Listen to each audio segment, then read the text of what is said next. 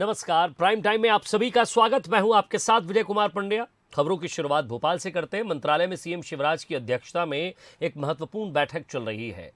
मंत्रियों ने सीएम शिवराज को बधाई भी दी है।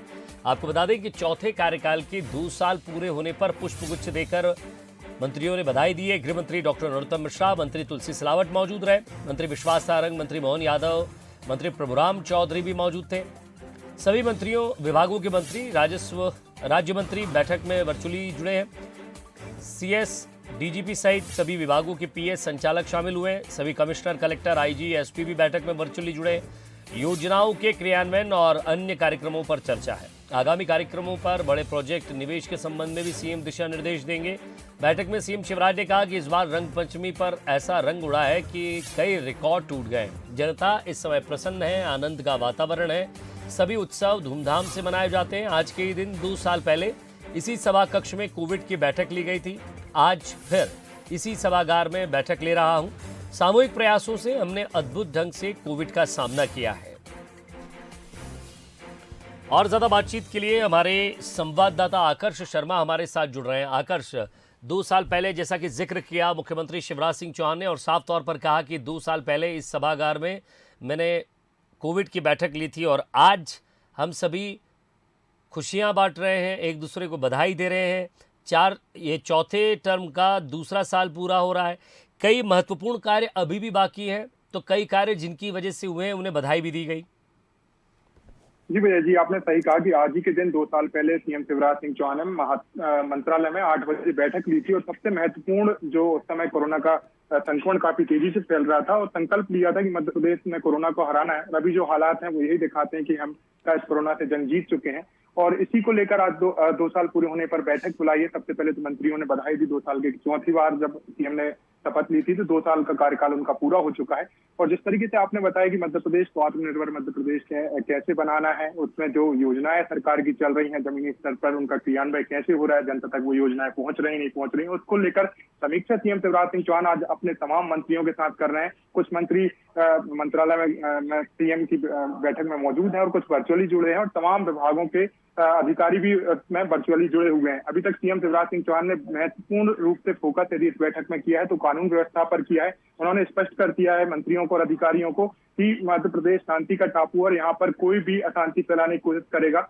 तो उसे निस्नाबूद कर दिया जाएगा। जिस तरीके से उन्होंने आवश्यक दिशा निर्देश भी दिए हैं कि महिला सुरक्षा हो या फिर कोई भी माफिया हो, वो मध्य प्रदेश में निवास नहीं कर सकता, उन पर सख्त से सख्त कार्रवाई करनी है। अभी तक कानून को लेकर सीएम ने समीक्षा बैठक करी, और अन्य विभागों की भी हम देखेंगे आने वाले समय सीएम की जो बैठक चल रही है वो जारी है। आवश्यक दिशा निर्देश उसमें दिए जा सकते हैं। विजय जी, शुक्रिया आकर्ष इस तमाम बातचीत के लिए।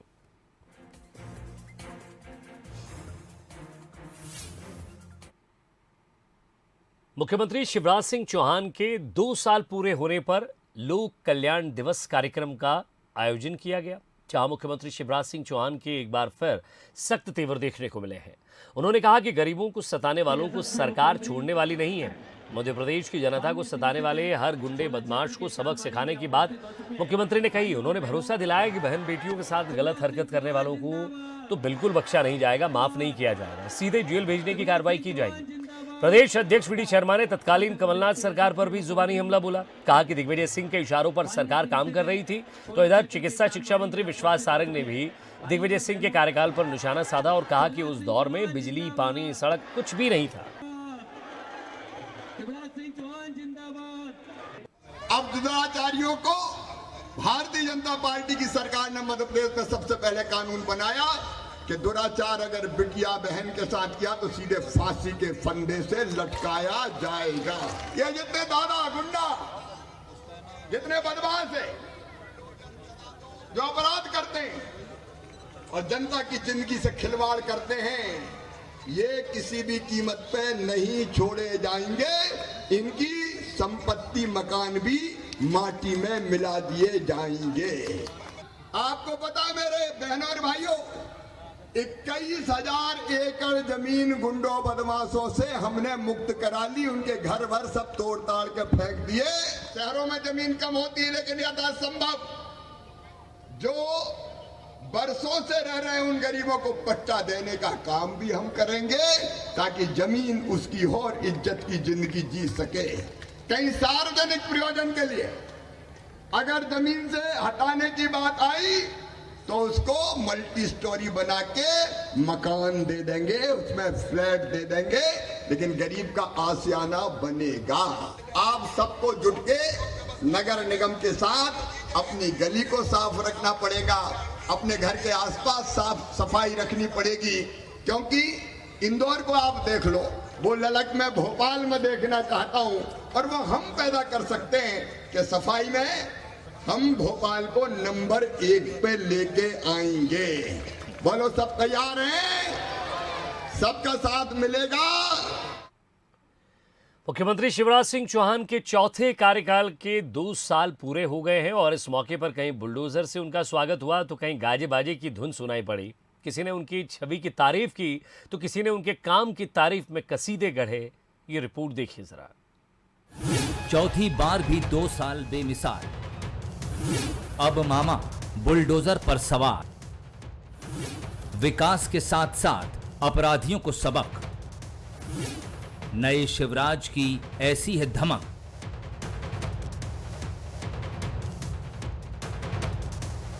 तेईस मार्च की ये तस्वीर इसलिए भी खास है क्योंकि 2 साल पहले इसी दिन शिवराज ने चौथी बार सीएम पद की शपथ ली और माफियाओं की अवैध संपत्ति पर बुलडोजर दौड़ाने का फैसला लिया।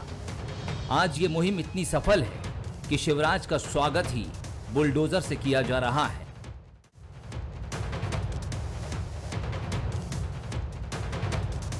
भोपाल में बीजेपी के वरिष्ठ विधायक और पूर्व प्रोटेम स्पीकर रामेश्वर शर्मा ने मालवीय नगर स्थित अपने बंगले पर बुलडोजर की लाइन खड़ी कर दी। यहां सीएम शिवराज का गाजे बाजे के साथ स्वागत किया गया।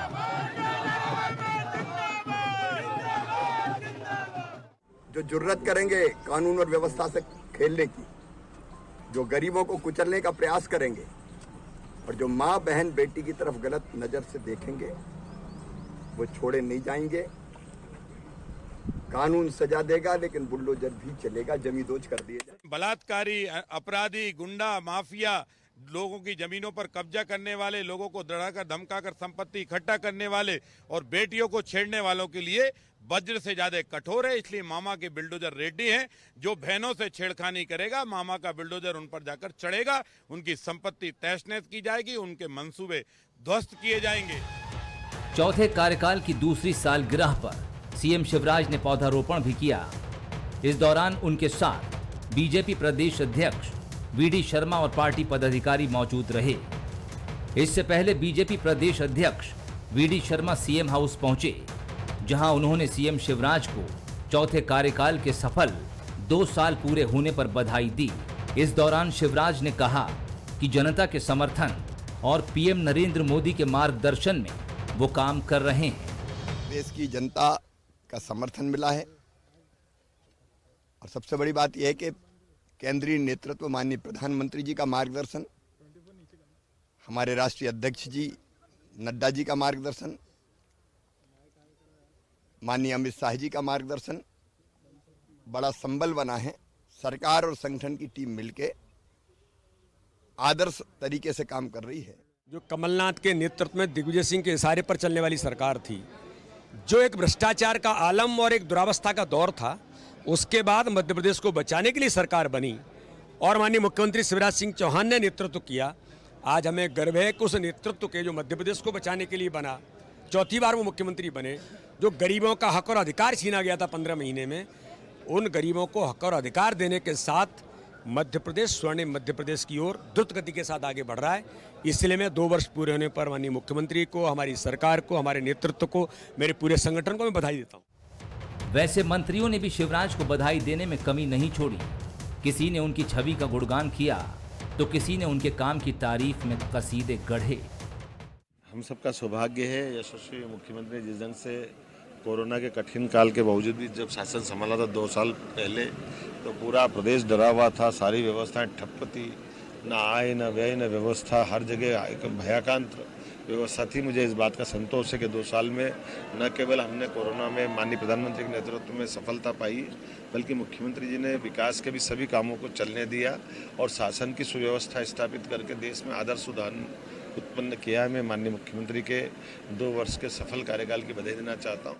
आज मध्य प्रदेश के लिए बहुत ही गौरव का दिन है। आज के ही दिन हमारे मध्य प्रदेश के मुख्यमंत्री आदरणीय शिवराज सिंह चौहान जी ने अपनी चौथी पारी शुरू की थी। मैं उनको पूरे मध्य प्रदेश की तरफ से, पूरे मंत्रिमंडल की तरफ से और अपने सभी साथियों की तरफ से बहुत बहुत बधाई, शुभकामनाएं प्रेषित करता हूं। माननीय मुख्यमंत्री शिवराज सिंह चौहान जी को और प्रदेश की 8.5 करोड़ जनता को और भारतीय जनता पार्टी के कार्यकर्ताओं को बहुत बहुत बधाई देता हूं। भारतीय जनता पार्टी की सरकार ने गांव, गरीब, किसान, महिलाएं, बच्चे, युवा, हर वर्ग के लिए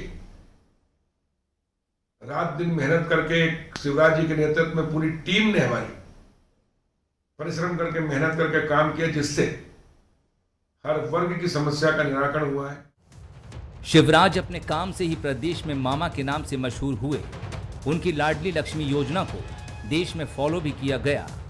महिलाओं के बीच इतने लोकप्रिय हुए कि बच्चे बच्चियों के मामा कहलाने लगे। यही शिवराज अब बुलडोजर पर सवार होकर अपराधियों को खदेड़ रहे हैं। माफियाओं की अवैध संपत्ति को बुलडोजर से ढहाने की मुहिम भी सबसे पहले संभवतः मध्य प्रदेश में ही शुरू हुई। Bureau report, Bansal news. Chhattisgarh में विधानसभा चुनाव को यूं तो 20 महीने बाकी हैं, लेकिन राजनीतिक दलों की सक्रियता अभी से बढ़ गई है। बिलासपुर में सदस्यता अभियान के बहाने राजनीतिक पार्टियां खुद को परख रही हैं और जनता के बीच पहुंचकर उनकी नब्ज टटोल रही हैं। यहां तक कि पार्टियों ने अपना टारगेट भी सेट कर लिया है। एक वीडियो के जरिए समझिए आप। छत्तीसगढ़ में 2023 में होने वाले विधानसभा चुनाव के मद्देनजर कांग्रेस, बीजेपी, जोगी कांग्रेस के साथ साथ आम आदमी पार्टी ने भी सक्रियता बढ़ा दी है। कांग्रेस जहां अपने 3 साल के कार्यकाल और सदस्यता अभियान के टारगेट को पूरा करने के बहाने जनता की नब्ज टटोल रही है, तो वहीं विपक्ष में बैठी बीजेपी केंद्र की मोदी सरकार की योजनाओं को लेकर जनता के बीच जाकर सत्ता में वापसी करने का दम भर रही है। प्रदेश अध्यक्ष मोहन मरकाम जी ने टास्क दिया है हम लोगों को कि 31 मार्च तक सदस्यता कंप्लीट कर लें। सदस्यता काम 2 स्तर पे चल रहा है, ऑफलाइन और ऑनलाइन। ऑफलाइन हमने जो बूथ कमेटियां बना रहे हैं, हम बूथ कमेटियों का नवीनीकरण कर रहे हैं। बूथ कमेटियां जहां पर पहले से थी उसमें और लोगों को जोड़ने का काम कर रहे हैं और उन्हीं को सदस्यता का नवीनीकरण भी कर रहे हैं। वहीं डिजिटल के माध्यम से डिजिटल सदस्यता भी हमारी चल रही है। हमारा 10 लाख सदस्य बनाने का लक्ष्य है, 31 मार्च तक पूरा हो जाएगा। हर वार्ड के हर बूथ तक केंद्र की योजनाएं और राज्य सरकार की विफलताएं लेके हम लोगों के बीच में जाएं। वैसे तो सभी क्षेत्र में लोग जानते हैं, मगर जानकारियों का अभाव भी होता है। साथ में जैसे एक छोटा सा उदाहरण देता हूं कि प्रधानमंत्री आवास योजना है, केंद्र से तो वो योजना पास है, राज्य सरकार के पास आ रही, मगर राज्य सरकार उसमें अपना अंशदान नहीं दे रही। इसके कारण ये योजना रुकी हुई है। राज्य में तीसरे और चौथे विकल्प के रूप में जोगी कांग्रेस और आम आदमी पार्टी भी मैदान में कूद पड़ी है। सदस्यता अभियान चलाकर डिजिटल और मैनुअल तौर पर नए सदस्य बनाए जा रहे हैं। दोनों पार्टियों ने अपना टारगेट भी सेट कर रखा है। जिले से लेकर बूथ तक ज्यादा से ज्यादा नए सदस्य बनाने और उनके बीच पहुंचकर क्षेत्र की समस्याओं और जरूरतों को जानने के साथ लोगों को पार्टी की विचारधारा से जोड़ने के लिए पूरी ताकत झोंक रहे हैं। अभी हमारे पास कम से कम 4,500-5 हज़ार बन गए हैं। अभी हम एक ही हफ्ते चलाए थे। लक्ष्य अभी हम लोग कोई ऐसा निर्धारित नहीं किया है कि हम इतना करेंगे, अधिकतम जितना हो जाए, क्योंकि लक्ष्य निर्धारित करने को हम फिर बांध जाएंगे कि हमको लक्ष्य प्राधिकार होने हमको लगेगा अब हो गया। और लक्ष्य निर्धारित हम जितना अधिक से अधिक हम लोगों को बना लें और जितना अधिक से अधिक हम अपने लोगों को जोड़ लें तो हमारे लिए अच्छा होगा और पार्टी के लिए अच्छा होगा। हमारा सदस्यता अभियान 1 मार्च से स्टार्ट हुआ था। ये अभियान में हमारा टारगेट हमने रखा था 5,000, एटलीस्ट 5,000 न्यू मेंबर्स हम जोड़ना चाह रहे थे। अभी आधा तो हो गया है, आधा बचा हुआ है।